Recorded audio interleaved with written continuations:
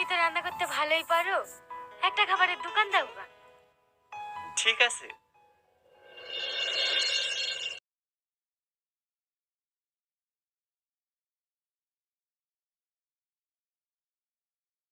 45 লাখ টাকার বেশি হলো না।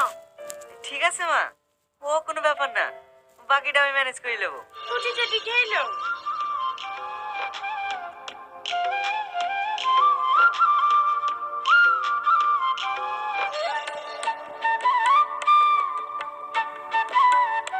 হ্যালো চাচা, তোমার চিনি ছাড়া চা।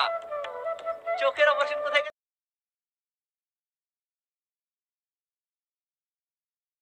গেলে চাচা? এই না সদর হাসপাতালে।